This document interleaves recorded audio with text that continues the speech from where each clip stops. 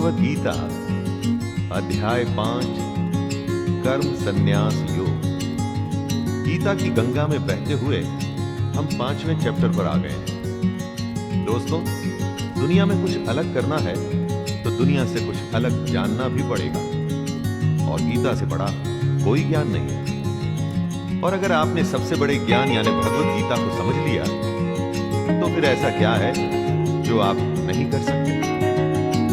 तो आइए प्रारंभ करते हैं भगवद गीता के अध्याय 5 कर्म संन्यास योग का। अर्जुन उवाच संन्यासं कर्मणां कृष्ण पुनर्योगं च शंससि यच्छ्रेय एतयोरेकं तन्मे ब्रूहि सुनिश्चितम्। अर्जुन बोले, हे कृष्ण, पहले तो आप कर्मों के संन्यास की बात करते हैं और साथ ही साथ में कर्मयोग की तारीफ भी करते हैं। प्रभु, आप सीधे सीधे जो मेरे लिए फायदेमंद है वो बताइए। दोस्तों, कहीं जाने के लिए जब आप रास्ता पूछते हैं और अगर आपको 2 रास्ते बताए जाएं तो आप कहते हैं, भाई जो रास्ता आसान है वो बताइए, जहां से मैं जल्दी अपनी मंजिल पर पहुंच सकूं। सीखने वाले को अधिकार होता है कि वो सिखाने वाले से कहे कि मुझे सही सिखाएं या सही प्रश्न का सही उत्तर बताएं। हम भी अर्जुन की तरह हमेशा ऐसी ही हालत में होते हैं दोस्तों, जहां हमें सही जवाब नहीं पता, और अर्जुन की तरह हमें भी जवाब पाने से कभी पीछे नहीं हटना चाहिए। श्री भगवान संन्यासः कर्मयोगश्च निःश्रेयस्करावुभौ तयोस्तु कर्म संन्यासात् कर्मयोगो विशेष्यते। श्री भगवान कहते हैं, कर्म संन्यास और कर्म योग ये दोनों ही फायदा पहुंचाने वाले हैं, लेकिन इन दोनों में कर्म योग साधन आसान होने की वजह से बेहतर है। दोनों रास्ते मंजिल पर पहुंचाएंगे, लेकिन एक रास्ता मुश्किल है। इसमें जगह जगह पर नदियां, नाले, पहाड़ और खाइयां आएंगी, लेकिन दूसरा रास्ता इससे कहीं आसान है, और ये रास्ता है कर्मयोग का। कर्मयोग वो रास्ता है जो हम में से हर कोई हर समय कर सकता है। इसके लिए कोई खास बड़ी तैयारी नहीं करनी होती दोस्तों, बस अपनी रोजमर्रा की जिंदगी को निष्ठा और कर्तव्य के साथ जीना होता है। नेयः स नित्य सन्न्यासी यो न द्वेष्टि न कांक्षति निर्द्वन्द्वो हि महाबाहो सुखं बन्धात् प्रमुच्यते। हे अर्जुन, जो पुरुष न किसी से जलन रखता है और ना ही किसी वस्तु को पाने की इच्छा रखता है, ऐसे कर्मयोगी को सन्यासी समझना चाहिए, क्योंकि ऐसे लोग जो मोह और क्रोध से छूट जाते हैं, ऐसे लोग संसार के बंधन से मुक्त हो जाते हैं। उन्हें या तो कुछ पाने की इच्छा होती है, जैसे धन, शोहरत, या ऐसी हालत जिससे आप नफरत करते हैं और निकलना भी चाहते हैं। जब इस तरह के दुनिया के बंधन में फंसे होते हैं तो और कुछ नहीं कर पाते, बस फंसते ही चले जाते हैं। लेकिन जैसा कृष्ण कह रहे हैं, अगर आप दोनों को छोड़ सकें, ना ही इच्छा हो और ना ही किसी के लिए नफरत, तो आप ऐसे कर्मयोगी हैं जिसको सच्चा सन्यासी माना जाएगा। सांख्य योगौ पृथक् बालाः प्रवदन्ति न पंडिताः एकमप्यास्थितः सम्यक् उभयोर्विन्दते फलम्। कुछ लोग ऐसा मानते हैं कि सन्यास और कर्म योग से अलग अलग फल मिलता है। कृष्ण ऐसे लोगों को मूर्ख बता रहे हैं। दोनों 2 अलग रास्ते हैं दोस्तों। जिसकी डेस्टिनेशन है वो परमात्मा, जिसमें हमें एक दिन मिल जाना है। सन्यासी उसे मत मानिए जो गेरुए कपड़ों में दुनिया को छोड़ भिक्षा भिक्षा मांग के जिंदा रहता है। असली सन्यासी वो है जिसने अपनी फीलिंग्स पर विजय पाई है, जो अच्छे और बुरे को एक जैसा समझता है। और कई ऐसे हैं जो कर्म योग में रहकर भगवान को पाना चाहते हैं। वो भी गलत नहीं है। आपको अपना रास्ता स्वयं चुनना है। यत् सांख्यैः प्राप्यते स्थानं तद्योगैरपि गम्यते। एकं सांख्यं च योगं च यः पश्यति स पश्यति। परम धाम यानी सद्गति, फाइनल डेस्टिनेशन ज्ञान योगियों को भी प्राप्त होता है और कर्म योगियों को भी। इसलिए समझदार को ज्ञान योग और कर्म योग को एक ही समझना चाहिए। कृष्ण ये बात उनके लिए कह रहे हैं जो जगह जगह ज्ञान दिए फिरते हैं कि हर समय भगवान की पूजा करो और कोई काम मत करो। ये पाखंड है दोस्तों। जैसे ज्ञान योग एक रास्ता है, वैसे ही कर्म योग से भी आप मंजिल को पा सकते हैं। इसमें ध्यान देने की बात यह है कि कृष्ण कभी भी परिवार को छोड़ने की या अपने कर्तव्य को छोड़ने की बात नहीं करते। संन्यासस्तु महाबाहो दुःखमाप्तु मयोगतः।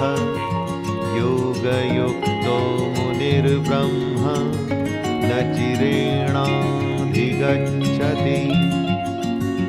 कृष्ण अर्जुन को कर्म योग की अहमियत को समझाते हुए कहते हैं कि संन्यास का अर्थ है अगर ज्ञान योग में भी कर्म योग का सहारा लोगे तभी तुम दुनिया के पचड़ों से ऊपर उठ के और सच्चाई को जान पाओगे। और अगर तुम्हें सच्चाई को जानना है तो अपने आप को कर्तापन यानी कि अहंकार, जैसे कि मैं ही करता हूं, इसे छोड़ना होगा। और इसे कैसे छोड़ा जाए? अपनी इंद्रियों को वश में करके, फल की इच्छा को पूरी तरह से त्याग करके, कर्म को करके उसे भगवान को सौंप के अहंकार छोड़ा जा सकता है। अगर आपने ज्ञान योग का सहारा लिया तब भी ये कर्म योग तो आपको करना ही होगा। तो फिर सीधे कर्म योग ही क्यों न किया जाए? योग युक्तो विशुद्धात्मा विजितात्मा जितेन्द्रियः सर्वभूतात्म भूतात्मा कुर्वन्नपि न लिप्यते। यदि नदी के पानी को आप चाहे घड़े में भर लें, वो रहेगा तो पानी। ऐसे ही हम भी उस परमात्मा में से निकले हैं। उसका अंश है हमारी आत्मा। बस इसी को हमने समझना है। और वो कैसे होगा? कृष्ण उत्तर देते हैं कि जिसका मन अपने वश में है, जिसने इंद्रियों को जीता है और जो अंदर से एकदम शुद्ध है, ऐसा कर्मयोगी कर्म करता हुआ भी कर्मों के चक्कर में नहीं पड़ता। और जब कोई इस अवस्था में आ जाता है तब उसका सामना होता है उसकी अपनी आत्मा से।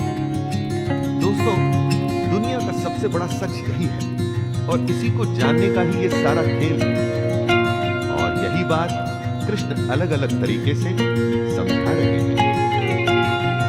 नैव किंचित् करोमीति युक्तो मन्येत तत्त्ववित्। पश्यन् शृण्वन् स्पृशन् जिघ्रन् नश्नन् गच्छन् स्वपन् श्वसन् प्रलपन् विसृजन् गृह्णन् नुन्मिषन् निमिषन्नपि इन्द्रियाणीन्द्रियार्थेषु वर्तन्त इति धारयन्।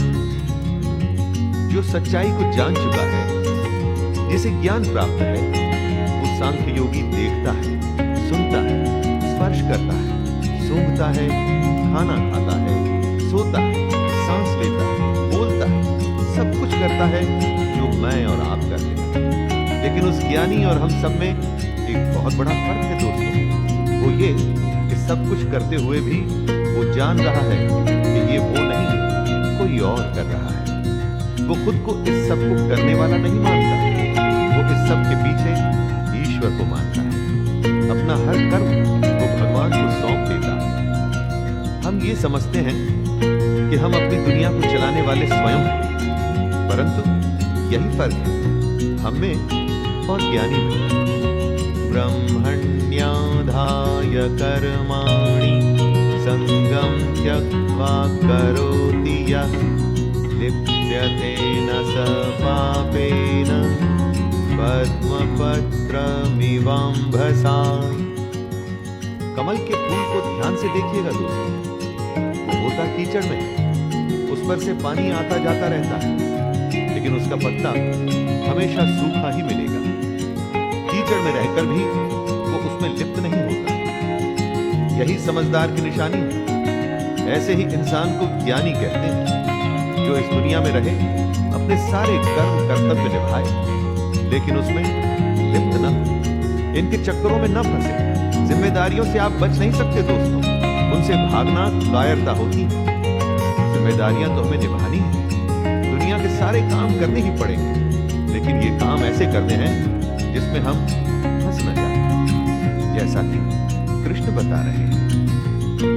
कायेन मनसा बुद्धया केवलैरिन्द्रियैरपि योगिनः कर्म कुर्वन्ति संगत्यक्त्वात्मशुद्धये। कर्मयोगी आखिर क्या होते हैं, जरा उन्हें समझने की कोशिश कीजिए दोस्तों।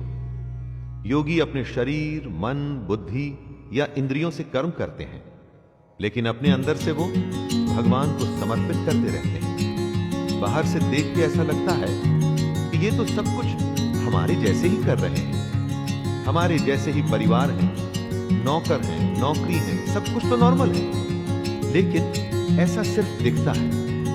योगी अंदर से एकदम शांत और गंभीर होता है, क्योंकि वो अंदर की आत्मा और परमात्मा का संबंध जान चुका है।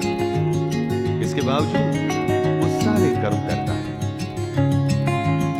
युक्तः कर्म फलं त्यक्त्वा शान्तिमाप्नोति नैष्ठिकीम् अयुक्तः कामकारेण फले सक्तो निबध्यते। कर्म योगी को और समझाते हुए कृष्ण कह रहे हैं कि कर्म योगी कर्मों के फल का त्याग कर देता है, और इस त्याग की वजह से ही वो भगवान को हासिल कर पाता है।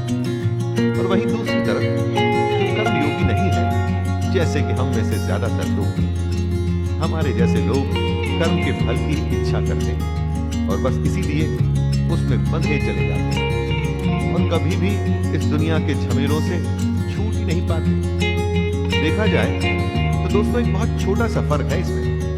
कर्म दोनों कर रहे हैं, बस फल से एक का लेना देना नहीं है और एक का बिल्कुल है, लेकिन इस छोटे से फर्क का नतीजा बहुत बड़ा होता है। सर्व कर्माणि मनसा सन्न्यस्यास्ते सुखं वशी नवद्वारे पुरे देहि नैव कुर्वन्न कारयन्। हमारा शरीर एक घर है जिसे 9 द्वारों वाला माना गया है। 9 द्वार जैसे 2 आंखें, 2 कान, 2 नाक के छेद और इत्यादि। इन्हीं 9 द्वारों के जरिए हम बाहर की दुनिया से डील करते हैं। दुनिया का कोई भी काम बिना इन 9 द्वारों के पॉसिबल नहीं है दोस्तों। इसी घर में रहता हुआ सांख्य योग वाला सन्यासी देखने में तो हम सबके जैसे सारे काम कर रहा है, लेकिन अंदर से वो एकदम अलग है। उसके अंदर का सब कुछ भगवान से जुड़ चुका है, और इसीलिए वो असल में कुछ नहीं कर रहा। वो कर्म में अकर्म को समझ चुका है। खुद को बस जैसे माध्यम मान के वो परमात्मा का काम कर रहा है। न कर्तृत्वं न कर्माणि लोकस्य सृजति प्रभुः न कर्म फल संयोगं स्वभावस्तु प्रवर्तते। आदमी का एक तो होता है स्वभाव और एक होती है उसकी प्रकृति। प्रकृति का जैसा असर आपके स्वभाव पर पड़ता है, आप वैसे ही बर्ताव करते हैं। परमेश्वर न तो आपके कर्तापन की, न कर्मों की और न कर्म फल के संयोग की रचना करता है। इन सब का संयोग आपके स्वभाव की वजह से होता है। आपका स्वभाव विकृत है या विकसित है, इस पर ही डिपेंड करता है कि आप क्या करेंगे। आपके करने पर कौन सा कर्म होगा और उस कर्म के अनुसार आपको क्या फल मिलेगा। इस सब के लिए खुद को ही जिम्मेदार मानिए दोस्तों।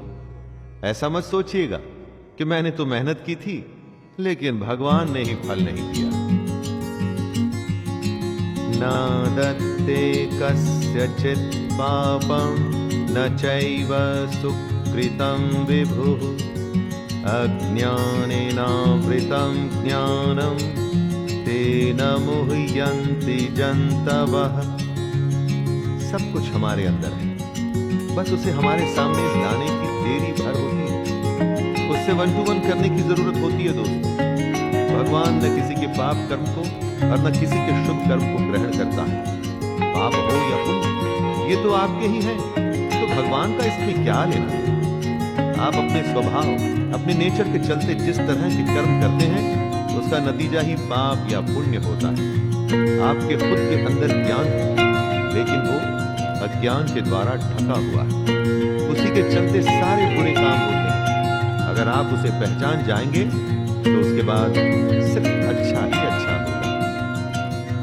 ज्ञानेन तु तदज्ञानं येषां नाशितमात्मनः तेषामादित्यवज्ञानं प्रकाशयति तत्परम्। जब अंधेरा होता है तो कुछ नहीं दिखता और प्रकाश होते ही सब कुछ प्रकट हो जाता है। इसी तरह हमारे अंदर के अज्ञान के साथ भी होता है। जैसे ही हमें परमात्मा की सच्चाई समझ में आती है, जैसे ही हम ये समझते हैं कि हमारे अंदर की आत्मा उसी परमात्मा का एक अंश है, वैसे ही एकदम से उजाला होता है। ये उजाला एक नए सूरज के उदय के समान ही होता है। दोस्तों, सबसे बड़ी बात है कि हम अपने आप को सबसे बड़ा ज्ञानी मानते हैं, समझते हैं कि हमें सब पता है। वो गलत है।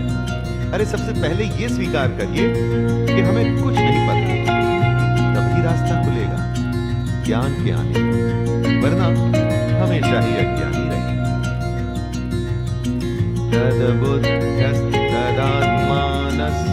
तन्निष्ठास्तत्परायणाः गच्छन्त्य पुनरावृत्तिं ज्ञाननिर्धूतकल्मषाः।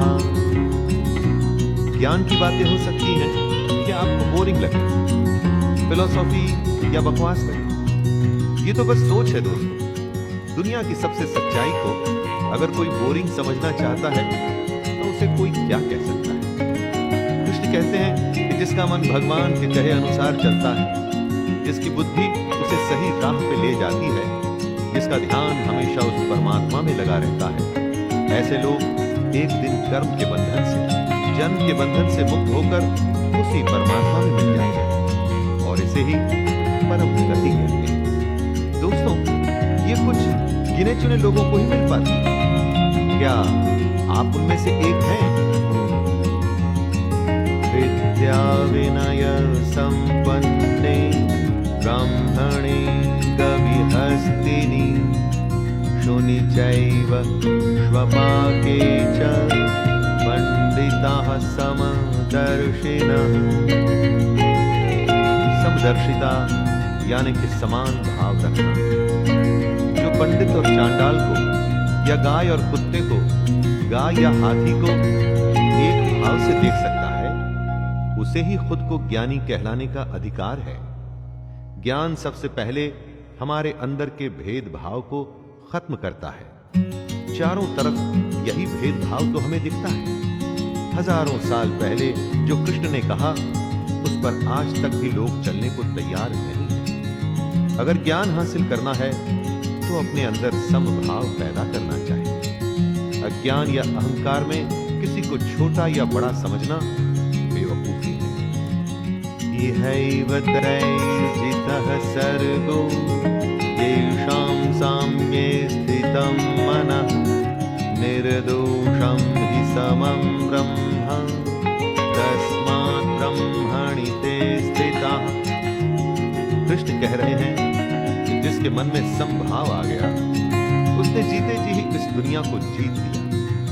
दोस्तों, जिस दुनिया में हम लोग रहते हैं ना, उसमें ज्यादा पैसा, बड़ा घर, बड़ा नाम शायद किसी को जीत माना जाता है, लेकिन कृष्ण ऐसा नहीं मानते। उनके हिसाब से दुनिया को वही जीत सकता है जिसने अपने मन को जीता। मन के जीतने पर ही समभाव की सिचुएशन आ सकती है। वो पैसा किस काम का जो आपके मन में लोगों के प्रति भेदभाव को खत्म नहीं कर सकता। इसीलिए समभाव ही ब्रह्म की स्थिति होती है। न प्रहृष्येत् प्रियं प्राप्य नो द्विजेत् प्राप्य च प्रियं स्थिरबुद्धिरसम्मूढो ब्रह्मविद् ब्रह्मणि स्थितः। जो पुरुष अच्छा होने पर खुश न हो, बुरा होने पर परेशान न हो, उसे ही स्थिर बुद्धि और संशय रहित माना जा सकता है। स्थिर बुद्धि का मतलब हुआ जिसकी बुद्धि स्थिर है। कठिन हालात में जब फैसला लेना पड़ता है, उस समय आपकी बुद्धि अगर स्थिर होगी तो फैसला जल्दी और सही लिया जाएगा, और अगर विचलित होगी तो यहां वहां भागेगी तो फैसला भी देरी से और गलत आएगा। स्थिर बुद्धि ही आपके मन के संशय और शक को भी दूर करती है, और तभी आप बनते हैं संशय रहित, यानी डाउटलेस। दोस्तों, मन से शंका अगर दूर हो जाए तो निश्चय की स्थिति आती है। बाह्यस्पर्शेष्वसक्तात्मा विन्द्यत्यात्मनि यत् सुखं स ब्रह्मयोगयुक्तात्मा सुखमक्षयमश्नुते। धन धान, खाना, अपनों का प्यार, महंगी चीजें, ये सब बहुत ही आनंद देती है। दुनिया की चीजों का मजा ही कुछ अलग है। इसीलिए तो हम हमेशा इन्हीं बाहरी चीजों को हासिल करने में लगे रहते हैं। अब अगर आपको ये बताया जाए कि कुछ ऐसा भी है जो इन सबसे सैकड़ों हजारों गुना ज्यादा आनंददायक है, तो दोस्तों क्या आप उसे हासिल करने की कोशिश करेंगे? जी हाँ, भगवान कृष्ण की भगवत गीता वही बता रही है। बाहर की चीजों से ज्यादा, जिसे अपने अंदर की बातों से ज्यादा आनंद आता है, सच्चा ज्ञानी वही है। उसी ज्ञानी को ऐसे आनंद का अनुभव हो सकता है जिसके बारे में हम और आप सोच नहीं सकते। ये ही संस्पर्शजा भोगा दुःखयोनय एव ते आद्यन्तवन्तः कौन्तेय न तेषु रमते बुधः। आंखें देखती हैं, कान सुनते हैं, जीभ स्वाद बताती है, त्वचा स्पर्श करती है। इन्हीं इंद्रियों और उनके विषयों के भोग से हमें आनंद की प्राप्ति होती है। इन्हीं सब से हमें सुख मिलता है। एकदम गलत। जी हां, एकदम गलत। हम ऐसा समझते हैं कि इन सब इंद्रियों के भोग से हमें सुख मिल रहा है ना। कृष्ण बता रहे हैं कि असल में ये सब इंद्रियों का भोग ही हमारे सारे दुखों का कारण है। इसको टेस्ट करने का भी एक सिंपल टेस्ट कृष्ण बताते हैं। कुछ अच्छा खाने का स्वाद तभी तक है जब तक आप खा रहे हैं। कुछ अच्छा सुनना भी थोड़ी देर तक ही आनंद देता है। इसलिए दोस्तों, इंद्रियों के सारे आनंद नाशवान हैं, यानी कि खत्म हो जाते हैं। इसलिए ज्ञानी पुरुष इन इंद्रियों के सुखों में नहीं फंसते। शक्नोति हैव यः सोढुं प्राक्शरीर विमोक्षणात् काम क्रोधोद्भवं वेगं स युक्तः स सुखी नरः। हम में से जो भी मरने से पहले, इस शरीर के नाश होने से पहले ही अपने काम क्रोध को नियंत्रण में रखने में समर्थ हो जाता है, वही पुरुष योगी है और वही सुखी भी है। कृष्ण कहना चाहते हैं कि समय थोड़ा सा है, समय पूरा होने के बाद तो मर ही जाना है। उसके बाद फिर कोई दूसरी योनि मिलेगी, शायद कुत्ते की, पक्षी की, गधे की, घोड़े की, किसको पता। तो मरने से पहले ही अगर अपने मन पर विजय पा लोगे, अपने काम क्रोध से पैदा होने वाले भावों को संभाल लोगे, तो तुम्हारा भला हो जाएगा। वरना जन्म और मृत्यु का चक्कर लगा ही रहेगा, लगा ही रहेगा। योऽन्तः सुखोऽन्तरारामस् तथान्तर्ज्योतिरेव यः स योगी ब्रह्म निर्वाणं ब्रह्मभूतोऽधिगच्छति। जो बाहर के सुखों को छोड़ और इंद्रियों के आनंद से बाहर निकलकर अपने अंदर झांकता है, जो अपने अंदर की आत्मा को पहचान कर उसमें ही खुश रहता है, जो अपनी आत्मा की सच्चाई में ही ज्ञान ढूंढता है, भगवान कृष्ण उसे ज्ञानी मानते हैं। बाकी तो बस हैं, और अगर वो भी नहीं होंगे तो कुछ फर्क नहीं पड़ेगा। कृष्ण कहते हैं कि ऐसे ज्ञानी ही ब्रह्म को प्राप्त होते हैं। लेकिन दोस्तों, इन सब बातों का यह मतलब बिल्कुल नहीं निकाला जाना चाहिए कि सब कुछ छोड़ के संन्यास लेना है। अरे कर्म तो करना ही है भाई, उसके बिना तो कोई रास्ता ही नहीं। लभन्ते ब्रह्म निर्वाण मृषयः क्षीण कल्मषः छिन्नद्वैधायतात्मानः सर्वभूतहिते रताः। जिनके सारे पाप खत्म हो चुके हैं, जिनके सब शक ज्ञान द्वारा मिट चुके हैं, जो संपूर्ण प्राणियों के हित में लगे रहते हैं, और जिनका जीता हुआ मन अपना काम करते हुए भी परमात्मा में स्थित होता है, वे पुरुष ही शांत ब्रह्म को प्राप्त होते हैं। जैसे लालच में कभी शांति नहीं मिलती, शांति मिलती है संतोष में, उसी तरह से बाहर की चीजों में जो आनंद है वो झूठा है। असली आनंद आपके अंदर है, अपने अंदर, मन में, दूसरों की भलाई में। जो इस तरह से अपने आप पर विजय पा लेता है और इन बातों के कहे अनुसार चलता है, उसी को अंत में ब्रह्म की प्राप्ति होती है। काम क्रोध वियुक्तानां यतीनां यतचेतसां अभितो ब्रह्म निर्वाणं वर्तते विदितात्मनां। दोस्तों, ज्ञान की शुरुआत होती है मन पर विजय पाने के साथ। लेकिन मन को कैसे जीता जाए? अपनी भावनाओं को कंट्रोल करके। जब भी आप बेहद ज्यादा गुस्सा होते हैं तो आपको पता लगता है, बहुत ज्यादा प्यार में होते हैं तो भी पता लगता है। बस इसी अति को रोकना है। यही वो भावनाएं हैं जिनको नियंत्रण में लाना है। काम क्रोध पर तभी विजय पा पाएंगे जब मन में प्रण करेंगे कि विजय पानी ही है। सोचेंगे ही नहीं तो कभी कुछ होगा ही नहीं दोस्तों। और जिस दिन ऐसा हो गया तो सोच लीजिए, आपके अज्ञान पर से पर्दा हट रहा है और आप ब्रह्म के पास हो रहे हैं। स्पर्शान् कृत्वा बहिर्बाह्यांश चक्षुश्चैवान्तरे भ्रुवोः प्राणापानौ समौ कृत्वा नासाभ्यन्तरचारिणौ यतेन्द्रिय मनोबुद्धिर्मुनिर्मोक्षपरायणः विगतेच्छा भयक्रोधो यह सदा मुक्त एव सः। दुनियादारी को भूल, बाहर के विषय भोगों को छोड़ के आंखों की दृष्टि को माथे के बीच में स्थित करके अपनी सांस पर इसे ही प्राणायाम कहते हैं।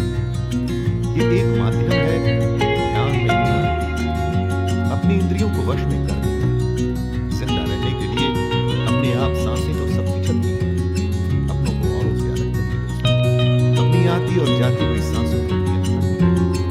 तभी आप अपनी इंद्रियों, मन और बुद्धि को जीत पाएंगे। तभी आप इच्छा, भय और क्रोध से छूट पाएंगे और इसी से ही आपको मुक्ति मिलेगी।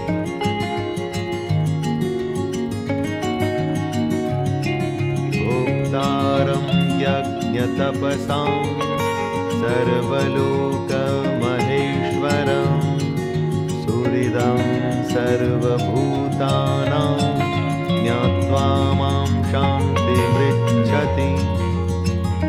अपने कहे पर चलने वाले को कृष्ण अपना भक्त मानते हैं, जो उन्हें बहुत प्रिय है। वो कहते हैं कि जो यज्ञ करता है और सैक्रिफाइस करके मेरे कहे पर चलता है, अपने कर्तव्यों का सच्चे मन से पालन करता है, वो एक दिन मुझे ही प्राप्त होता है और मैं उसे प्राप्त होता हूं। दोस्तों, कृष्ण को आप भगवान भी मान सकते हैं या उन्हें आप शांति भी मान सकते हैं। उनके कहे पर चलने में हो सकता है आपको भगवान मिले या हो सकता है आपको शांति मिले, और इन दोनों अवस्थाओं में कोई फर्क नहीं है। जिस दिन भगवान की सच्चाई मिल जाती है, उससे बड़ी शांति और कोई हो ही नहीं सकती। तो दोस्तों, ये था अध्याय 5। इसमें कृष्ण ने अर्जुन की दुविधा को दूर करते हुए बताया कि संन्यास योग और कर्म योग दोनों ही रास्ते भगवान की ओर ले जाते हैं, लेकिन कर्म योग कुछ विशेष है। इस दुनिया और उस दुनिया के बीच की कड़ी है ये भगवत गीता।